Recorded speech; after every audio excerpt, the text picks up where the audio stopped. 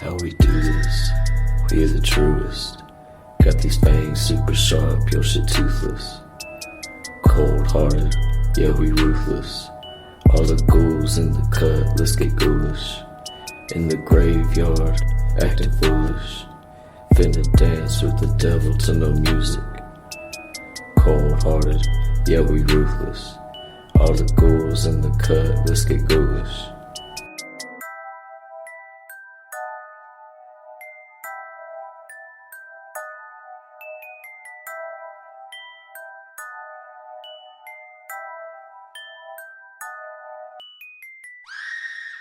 Hello and welcome to a brand new episode of a podcast called Ghoulish.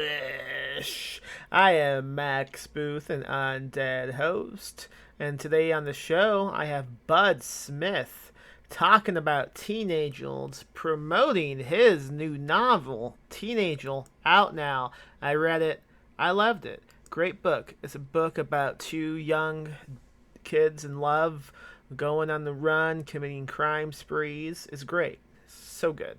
If you like books like movies like Bonnie and Clyde, Sugarland Express, stuff like that, you will love Teenagel by Bud Smith. We also talk about the joys of typewriters, bookshops that don't stock HAMLET, writing on cell phones, editing for small presses, going on road trips, Traveling with CHARLEY by John Steinbeck, making stuff a little bit every day, and just being a teen, being a rowdy teen. Last episode we talked about kids. Today we're talking about teenagers. It is the Teenagel episode. I hope you enjoy it. I hope you go buy Teenagel by Bud Smith. I hope you go to ghoulishbooks.com and buy some of the books I publish. Either a book I wrote or just a book I published. Anything at ghoulishbooks.com directly benefits me and the podcast. So thank you for doing that in advance. Thank you. Thank you. Okay, let's listen to my conversation with Bud Smith about Teenagels.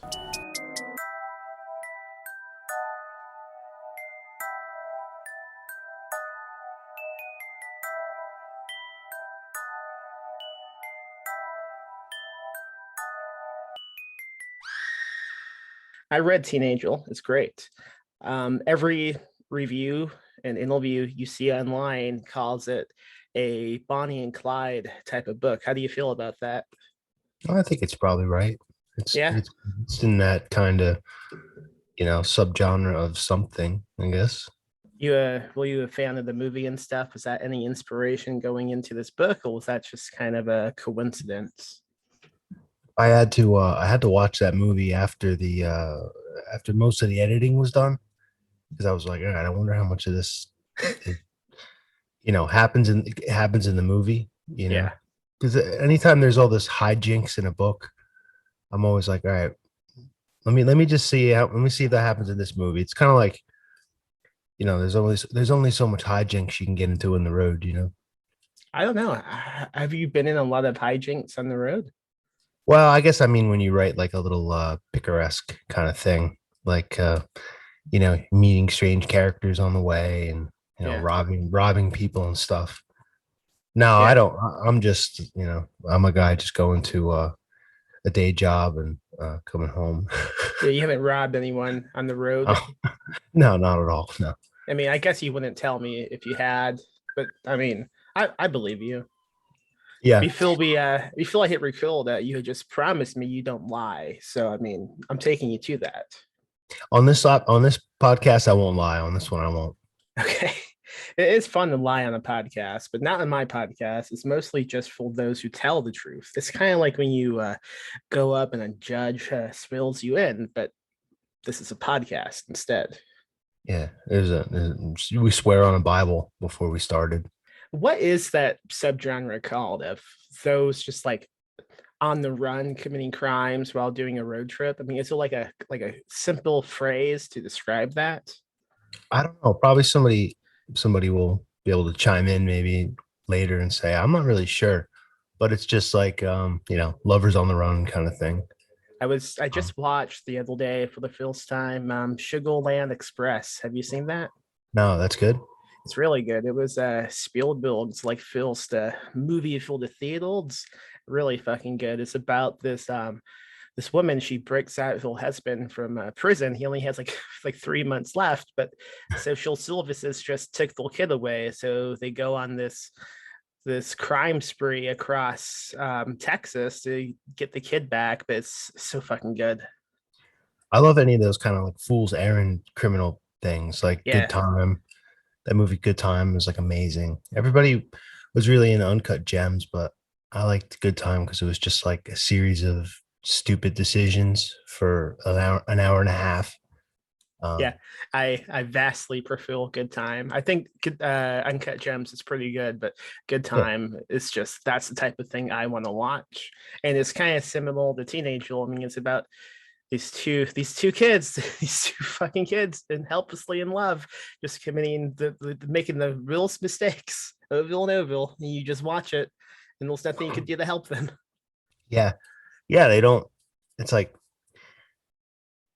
it's like they've misunderstood most everything, except they are legitimately in love with each other, but they've like maybe not had anybody kind of explain things to them when they were as they got raised. So now they're just heading in the completely in the wrong direction towards something, with time running out, I guess. I Mm. read that you this began as a poem. Can you talk a bit about that? Yeah, sure. So I was I went to this poetry reading on the Lower East Side of Manhattan. I don't remember what year it was. It was maybe like I would say it was like 2013 or 14 or something. And I got there before the thing was like really kicked off, and the host was like, he recognized me just from the internet, just from my photo or whatever, and was like, oh, I know your work. Would you want to read tonight? One of the writers couldn't make it, and I was like, oh, okay, sure, but the place didn't have any cell phone reception, so I couldn't just like go on the internet and look up one of my poems on like Hobart or something or whatever. So like I was like, all right, well, I better write a couple things real quick. So I started writing something down on napkins. And yeah, kind of the outline for this novel wound up uh just kind of being scribbled on the napkin in like slightly like poetic language. And I read that thing. And then yeah, it just kept kind of bothering me. Like I was like not done with it yet. So it became a short story and then kept going. Yeah. And you said it wasn't originally called Teenage, right? What was it? What was the original title? So the poem is in my book, Everything Neon, and it's called I'm from Electric Peak, Montana, I think. Okay. Yeah. I read it. I read the poem the other day because this question's been coming up a few times, and I was like, I can't quite really remember what that poem even says anymore. So let me double check. And I went and reread it, and I must have found like the 30th draft of the thing. And now it's much more like abstract, and you can still see the skeleton of the plot outline for this novel there, though. Oh, cool. I think it's just kind of fucking pretty badass that you just wrote this on the fly because someone needed a spot to be filled. Like at the time, like, do you think you were kind of just thinking about like this subgenre of like on the run, in love, committing crimes? Where do you think that came from? Well, I was probably just thinking about that little punk rock thing, like I'm gonna shoot your parents. Hell yeah. It's just that that little thing. Yeah, I mean, I usually when I'm like in a coffee shop, I'm just sitting off to the side, just thinking I'm gonna shoot you little palins tonight. Yeah. And Well, when you're that age, and not yeah, even. I mean, certainly we're like inundated with gun violence, and everybody's just so yeah, fucked up with all this stuff. But it's just like you're a young man, you're a young woman, and maybe you're thinking about, this guy's parents are driving me crazy. If only we could be free of them. But yeah, I'm kind of like my defense of in the beginning of the novel, the protagonist shoots mom and dad, his girlfriend's mom and dad, and the only way I can kind of defend him a little bit is just, he does go and try to talk to them, and the father tries to go in the gun safe and shoot him. He's even told him he would, but Yeah. he just got there first, and took the gun before he could get it.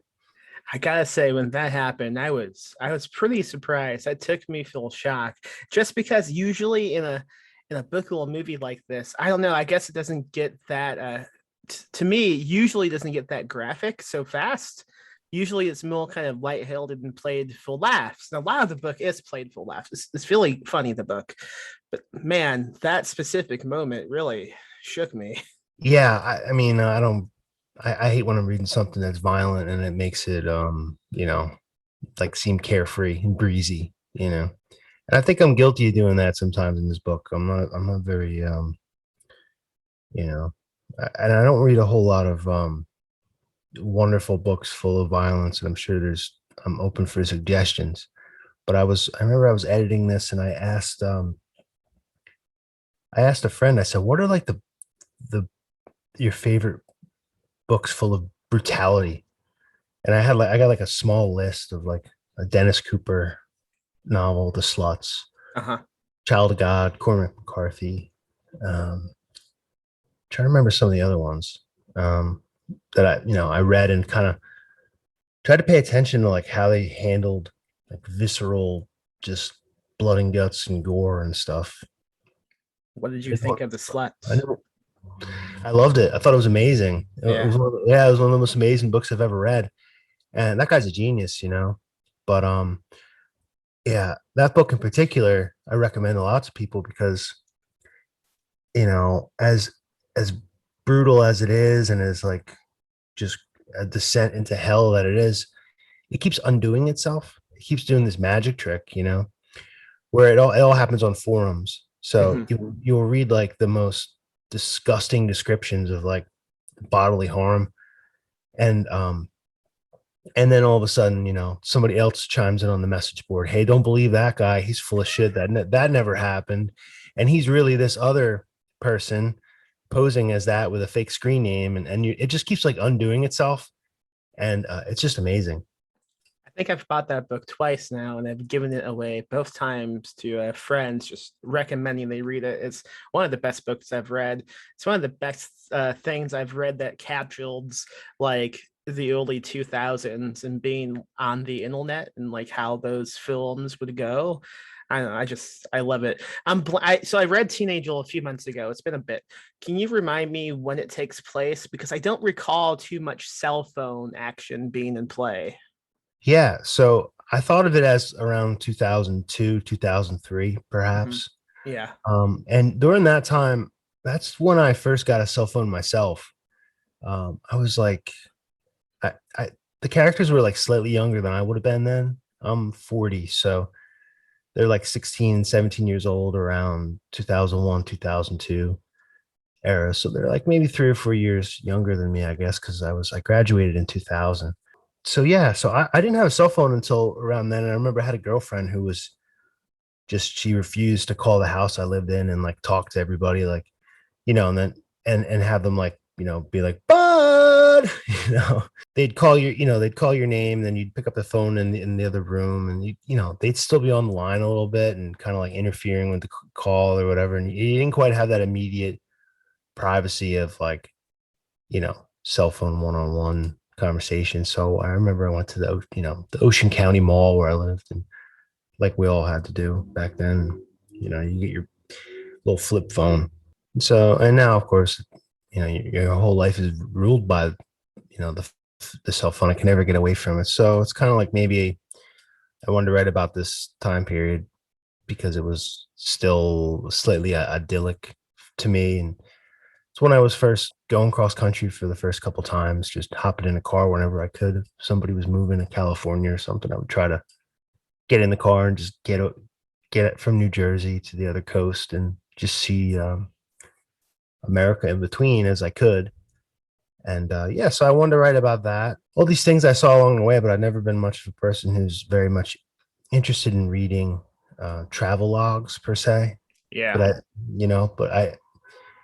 I always wanted to kind of write about my some of my experiences and some of the things I saw as I've traveled around the country, but I wanted to attach it to a plot where there's some other things happening besides, it being travels with Charlie or something.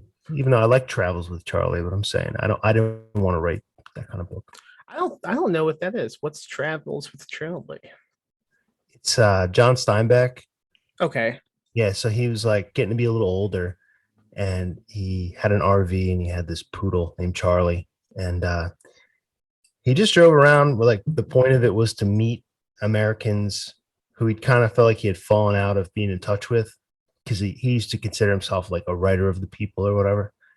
And then as he got, more and more success, he's, holed up in his fancy office somewhere. And it was like, all right, well, it's time. I got to get out and meet the people. So he drove around in this RV and wrote down his what he saw and who he met. Okay. That sounds pretty cool. I love Steinbeck, but obviously I don't love him enough to know about that book. I'm missing out. Yeah, I think it's really good. I mean, I think he's one of the just most classic American writers, of course. A lot of people will say that, but like, I don't feel like, I can't shake a stick at that. So I'm not going to write down my bumbling around America in Bud Smith's eyes and voice. I wanted to give it to two characters who were going through some interesting things, I I thought. think I think they're pretty interesting. Yeah. Did you ever have like aspirations of becoming a cowboy like the guy like Cody does in this? No, where I grew up there, I was right on a bay right across the river from like the Atlantic Ocean. That sounds confusing, but where the Toms River cuts through, there's there's like a hunk of land in between the town where I grew up, which is Bayville, and Seaside Heights on that side of it. That's where the Atlantic Ocean is. But still, it would be like you'd go to like the convenience store, and there'd be the guys in their big pickup trucks and cowboy hats on and shit kicker boots. And this is like right on the Jersey Shore, and it's like if you go 15 minutes west, all of a sudden you're in the Pine Barrens. And I always thought it was so crazy, hearing country music being blasted that close to the ocean, and people who just thought they were almost like rugged frontiermen, but they're like in the suburbs of, you know, stuck between Philadelphia and New York City in this like ultimate suburb area. Yeah. And granted, the Pine Barrens themselves are like kind of like a strange little God's country of like, it is rural and rustic out there and all that, but I always kind of laughed at the Cowboys of New Jersey. You don't expect a cowboy to show up still. It's pretty amusing. What kind Yeah. of teenage will you? Um, I was a guy, I wanted to play in bands and tour around, but you know, didn't quite get to the sacrifice your whole life for it stage. Yeah. I played in some bands with some guys who, they would have kids would come around all of a sudden like at 18, 19, and they're young dads, and they're working at the deli and trying to raise like a newborn. So that would happen a couple times where like, we just couldn't quite get in that van, because as Yeah. much as you want to say like, just get in the van and do it. It's like, yeah, but you're not gonna, you need some kind of like financial Yeah. stability. You can't just abandon your young your partner, or in some cases young wife and newborn baby, because you think you're going to make it as a rock and roll star. It's just the most irresponsible thing you can ever do. So that didn't really work out with us doing that thing. But as they became dads and died one by one from overdoses and such, I got more into sitting alone and writing weird little stories. How did the interest in like were you writing even back then, or did that come kind of later on? Yeah, I was always kind of I wasn't writing lyrics for the band, and I didn't sing. There was a singer and he'd write his own lyrics, but I remember I always had like a little notebook full of you know Yeah. goofy little poems I was trying to do. And I started writing stories kind of right after the band thing really was falling apart in like 2003, 2004. Yeah. So about when Teenage will takes place. Yeah, it's right around that time when everything felt so exciting and fresh still. It was like a new door was kind of opening up in my I don't know, just in my life. And that's kind of why I wanted to write about. That's why the book's called Teenager. That's why the characters are teenagers, because they were like, so everything, no matter how fucked everything is, they're still so wide-eyed and excited about everything. They're like thrilled to get out and see things. They're not kind of beaten down yet, which I know, like, even now, I'm still a pretty naively excited person, you know.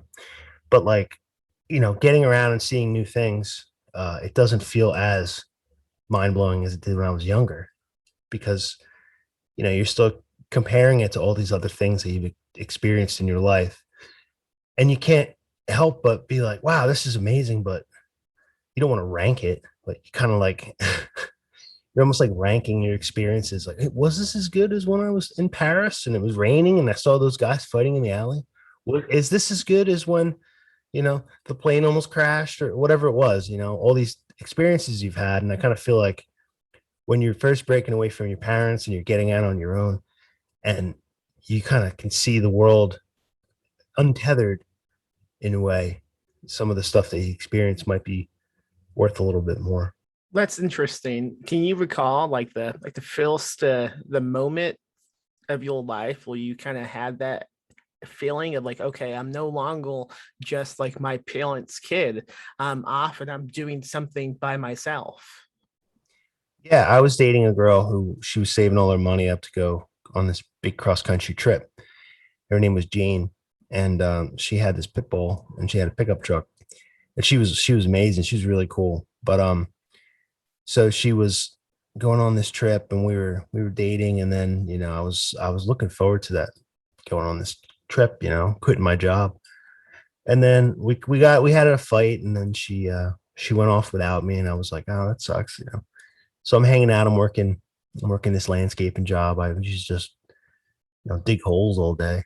And I remember um remember my cell phone buzzing and seeing that message like, hey, meet me in Las Vegas on Thursday. And I'm in, Toms River, New Jersey at the time, and I'm like, holy shit, what is this? So, got a hold of her, and the invitation, fly out here if you want. So I just pretty much quit my job on the spot and bought a plane ticket. And I remember taking that flight and seeing the Grand Canyon out the window, and landing in Vegas, and meeting up and just being out on the road for the first time and out west. Yeah. And it was incredible. It still is, just to get away from where you live and see people who are almost the same as where you're from. Like, in America, it doesn't change too much wherever you go. But you know, the just a feeling of like, cool, I don't have a boss right now. I don't know how long this money's gonna last. My parents, they don't care where I'm at. I'm just old enough where, give them a call from, get to the Pacific Ocean and check in. Hey, mom, I'm in Laguna Beach. No, that sounds nice. What's that? And I remember winning in Vegas, and we couldn't do anything. We couldn't cash in the money, and we couldn't, I couldn't buy, a drink anywhere either. Yeah. We kind of broke up for a second, but I think I got what you said. Oh How yeah, old? I said How? I was 19. Oh, I was okay. 19. Oh no, excuse me. I was 20, because I remember I couldn't. We won a little bit of money at a slot machine, and couldn't really cash it in. And then couldn't just buy a drink at the various bars we were passing through and going to. Well, something really funny about winning money at that age and not being able to cash it in. What was the plan? Like, did you guys even think about that, you think? No, you never expect to win Yeah, anything. of You just course. you just like, all right, I'm giving 10 of my $500 to this machine. Yeah. It'll be fun at least. And then, you win a little bit and luckily we didn't win a whole lot. Yeah, definitely. And I think I read that you were about to do another little drive, right? The Mississippi. Is that right? Yeah, I just went down to Mississippi. Oh, okay. How was that? It was amazing. I've always wanted to go there, and it's like I knew just a little bit of it being a cool place, but I wanted to go because I have a couple friends I hang out with a lot. Who the one guy's a Mississippi guy. He's from Jackson, Mississippi originally, and the other one he's a South Carolina guy, North Carolina guy, and he went to Ole Miss. So these two guys went and studied with Barry Hanna, and so they're just like so obsessed, and rightfully so, with like the history of the town as a writer's town, a literary town, and Larry Brown and Barry Hanna, and even some Richard Ford worshipy kind of things too. Yeah, but to get down there was really great. I got there and the school wasn't going at the time; it just had been over for this semester, I guess. And no students were around, and it was just all the artists hanging out together, people, Fat Possum Records, musicians, and everybody who worked for the label, and they all just kind of hang out at City Grocery, which is like an amazing bar there, and you just hang out, and it's wonderful. Sounds great. Will you doing a reading, or what will you, besides meeting up with people and just seeing the city? Oh yeah, so they got Square Books there, which is honestly the most amazing bookstore I've ever been to in my life. It's incredible. Like you go there and they have anything you're looking for pretty much, but they do like they have an endless amount of signed copies of things. So if you're like looking around for a book, you're like, oh, I'm not sure if I heard about this or this looks good. And, it came out a few months ago. And then you realize like the entire stack is signed, and Wow. it's just really cool. And the people who run that place are just like angels, in my opinion.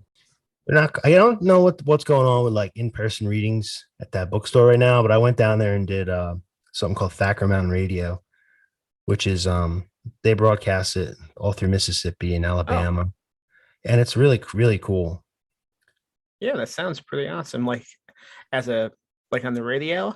Yeah, yeah. It's kind of Yeah. like I don't know if it's affiliated with their like an NPR thing or whatever it is, but it's all on college radio all throughout the South down there. And they rebroadcast it again and again and again. And yeah, I just signed it.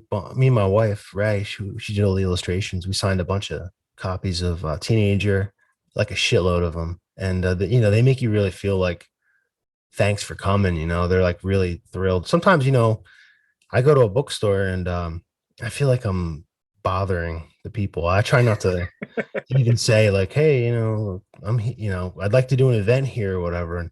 And my experience at Square Books was kind of the opposite of that. They were just, they made you feel like what you did was important and it mattered, you know? Yeah, I'm only recently trying to like reach out to more bookshops to do events. And in the past, and until really recently, I've always felt kind of, I guess, embarrassed to even say, "Oh, hey, I wrote a book. Yeah. Can I do something?" I don't know why that is, I'm but always embarrassed. I'm always embarrassed. I remember one time I went to see a reading at the local bookstore here in Jersey City, and which it's an okay bookstore, but it's the kind of place where like they have all the new stuff, but you'd go in and you'd be like looking for Hamlet and they don't fucking have it, you know? yeah, Like yeah, and you're like, hey guys, why don't you have Hamlet? I don't understand this. Like, isn't that the best selling book ever? That's the bestseller probably of any book. Like, you don't have it in your store. I remember one time I went in there and I was looking for a thesaurus too. And they were like, no, we don't care. I'm like, really?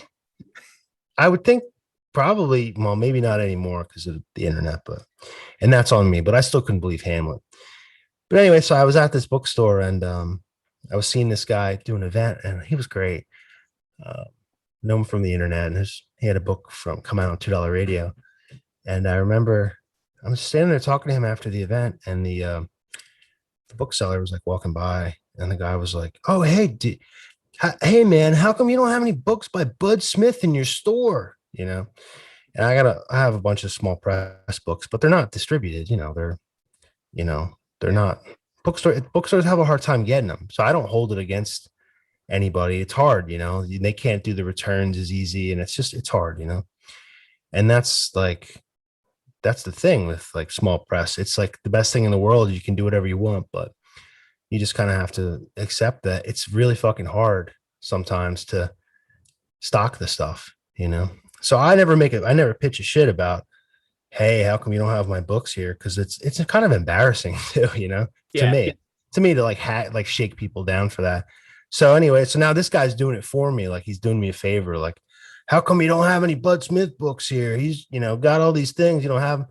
And the bookseller looks at me, and he's just like, oh, well, I don't know. You'd have to come back and like talk to the manager, and we could possibly like squeeze you into the local author section or something. And I'm just like, I didn't fucking ask I didn't ask for this. And now I gotta be double ashamed to come back and like plead my case to get on like the fucking local author section.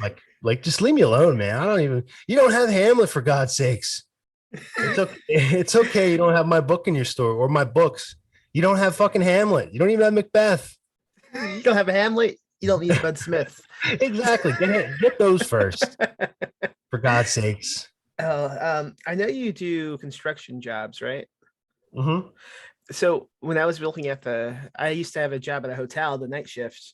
But whenever one of my co-workers would find out that I also wrote, it wasn't something I ever volunteered. It was something someone else would tell. I always also felt kind of embarrassed to even have that conversation. How does it look with you and the construction jobs? Like, do they know that you write? Do they give you shit about it? No, they don't give me shit about it. They don't really understand it so much, except like recently a few of the guys have like decided that, you know, they're about to make my book into a movie or something, so they're excited about that. And I think it's because it, you know, a larger press is putting it out, and they see there's actually some press that's happened, because they kind of lurk me on social media. Like a lot of these guys don't have like, their name is not their, you know, Yeah. account, you know, so it's like, you know, Nissan Lover 69 or something. And I don't know who it is, but it's like secretly the guy who sits across from me, who I talk to all day long. And he's like lurking me on social media. So like now that they're seeing, you know, some, you know, just bigger response to the book, they think that it's about to be made into a movie. So they're all excited, and they're talking to me about, oh my God, who's going to play this? You know, they don't know the characters' names really. Who's going to play the girl or whatever? And I'm like, nobody. Nope, just stop it, you know. And but they've been buying this book and actually bringing it to work. And believe it or not, I'm signing, doing book signings at work for my coworkers who have known me for a long time, and they always see me right on my phone and think I'm texting madly like a 16-year-old would, and I'm pecking away at a story on my phone, and instead of doom scrolling, you know. What are you So writing in the notes app or what?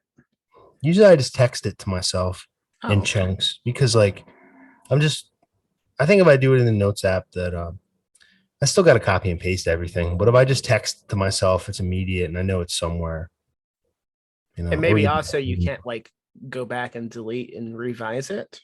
Does that have anything to do with it? yeah, well, there's not a whole lot of time to like really revise it on, or like even to really be, you kind of think about everything before you do it, you know. You figure it out in your head a little bit, and you're kind of like, for me anyway, I'm like working this job and I'm getting excited because, all right, coffee break's coming up. I know I have like 20 minutes where I can kind of get some of these ideas out, and I've kind of figured it out in my mind a little bit, roughly.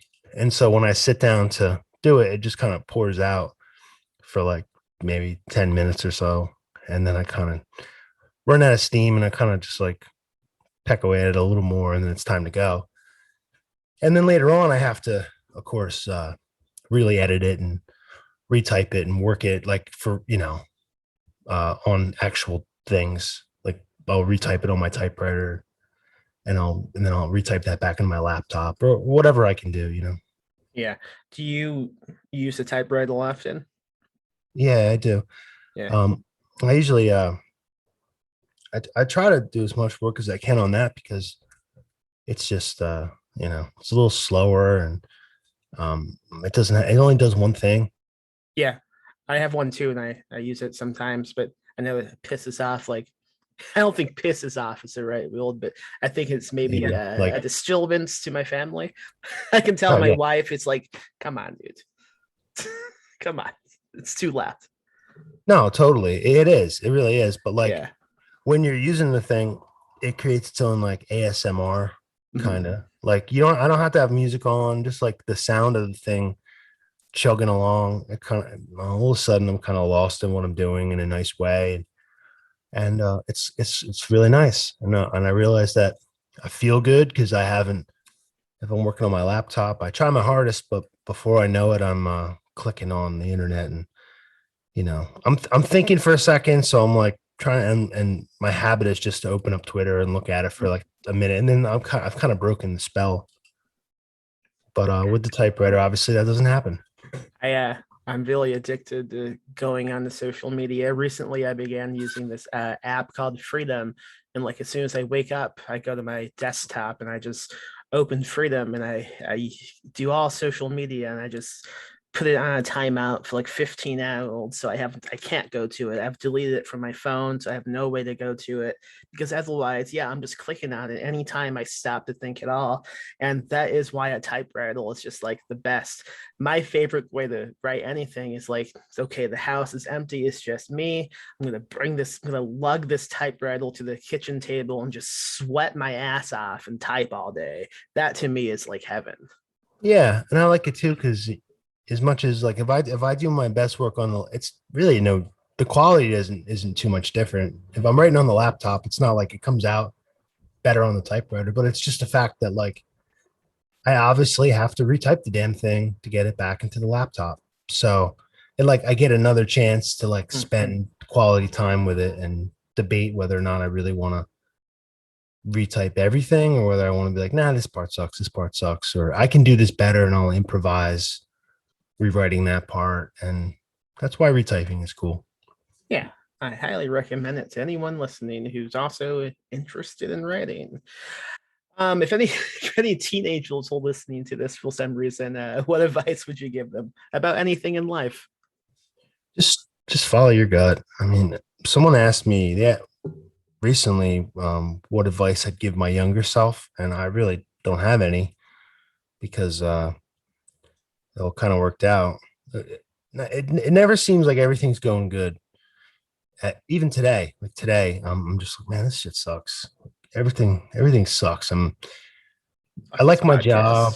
podcast. Yeah, the podcast is good.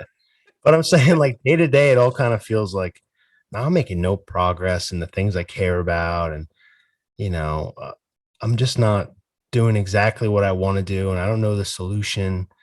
But then when you look back at like a year of all those days like that, it's amazing how much you got done if you do just a tiny bit.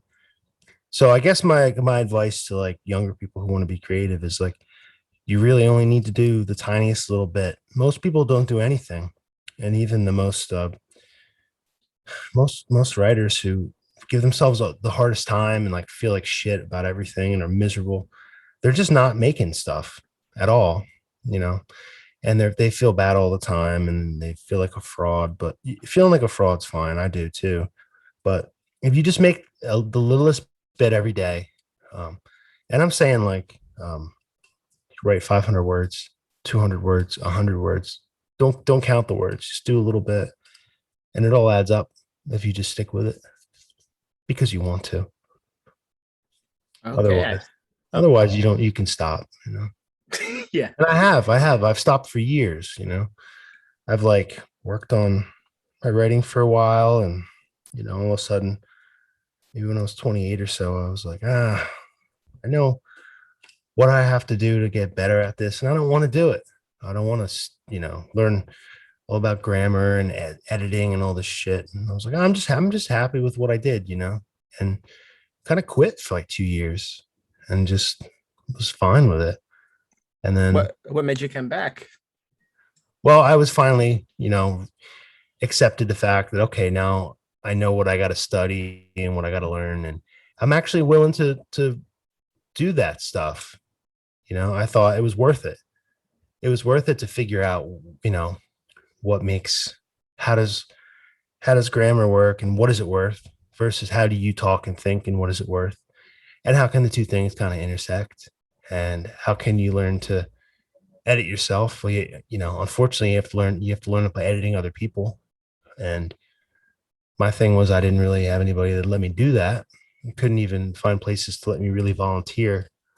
So you kind of have to I had to start a small press really to learn how to become an editor. I had to decide that I was a publisher um, because I wanted to learn how to be a better artist. And I thought, to be a better artist, you have to become an editor to be a good writer. And just started working with other people to help them make their stuff really, really cool. And that's kind of like, it doesn't seem like it should be part of the journey. It should seem like, this is me. This is this vanity thing. This is my art. But really, it's like, it is your art. But the more experience you have with making art and being around it and being in conversation with other people, the more you realize it's like part of this deep pool and well of beautiful things. Sometimes the beauty is disgusting, but like, you know, to actually to raise the game, your own game, sometimes you have to really just step away from your own thing and like help other people figure out their stuff to know, obviously, monetary gain. You're going to become a publisher. You're going to there's no money in it. But if you figure out a way that it can be a really helpful thing to your life, almost like a charity kind of thing, it can really, really help make everything seem worth it. I don't know. I think everything you're saying makes a lot of sense. I mean, I launched a small press, a micro press back in 2012. I definitely think it helped me improve as a writer myself. I think it's just like the being able to collaborate with someone else on something you didn't write. It really, you step out of your own ego, right? And you just think, how can I make this Pilson's book the best it can be? Yeah, and a lot of times, um, especially with me, especially in the early days of working with other people as an editor, it's like I just feel so like I shouldn't be telling this person what to do. Like, who am I to try to mold what they're doing or even like try to change it at all? And then like little by little, maybe I kind of just you kind of fake it for a while and you try to show up the best you can for other people and you fake it and all of a sudden you start to, after doing it for a little while, you start to feel like, well, actually I am an editor somehow. I didn't know how to do it at all for myself, but okay, maybe I'm starting to become an editor. And it's like this new strange little hat you're wearing on top of your head with 50 other hats. But yeah, I mean, to think of yourself in new ways as a person is that's the part of life. You your girlfriend has a baby, she's pregnant, and the baby comes, and you don't feel like a father, but how do you become a father? You're just there faking your way through it, and all of a sudden, a year or two has gone by, and you realize, wow, I am actually a father. I have become this thing by just showing up for it. So Yeah, it's not anything more difficult than that. You want to be a writer? It's very easy. You just have to keep showing up for it, and it doesn't have to be good. You just have to gain a lot of your own experience and be true to the weird little voice in your head that wants to tell a story a certain way. And eventually, you have a distinctive voice and vision that is being captured into some stories that maybe people are reading. yeah, I think that's a pretty good note to end this on. That's really motivational. I think it's going to get some people pumped up to create something.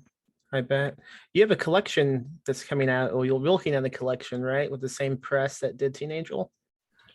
Yeah, I've been, you never know what's going to happen with a book because it's like, even anything I thought was a short thing is always the, detours and delays and turns into something else. But I feel like we're about 85% through the edits. Nothing's been, there's nothing to announce. It's not coming out anywhere, but the same editor as Teenager. We've been working on a collection.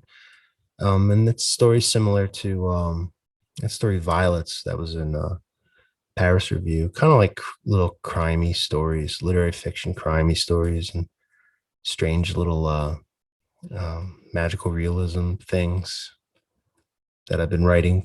I wrote in the pandemic year. Yeah. Cool. Yeah. And I like the title too. I was reading an interview where you talked about it, how violets sounds so much like violence. And yeah, it definitely does. Yeah. So we'll see. I mean, I'm hoping every day I just hope to do some good work. And like tomorrow, my goal is wake up in the morning and I'm gonna sit down on my typewriter and I'm gonna work on the novella that is the third or fourth draft so far, the novella that's going to end that collection, and it's going to be the last piece in it. And if it comes out good, then some people will read this book, and if I don't do a good job, then you'll read something else. That's all it comes down to.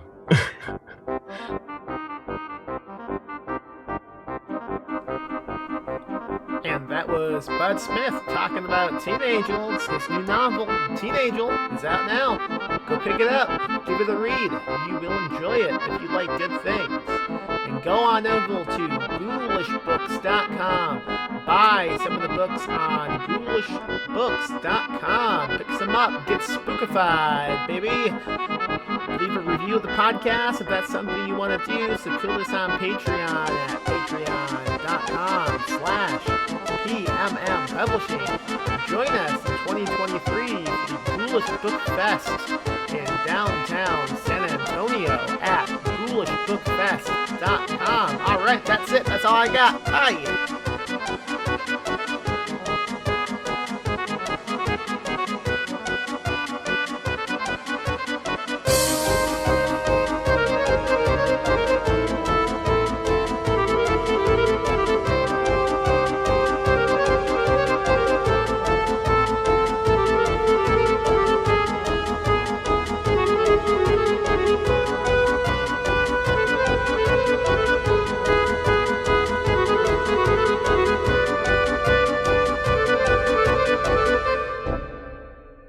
Live spooky, die spooky.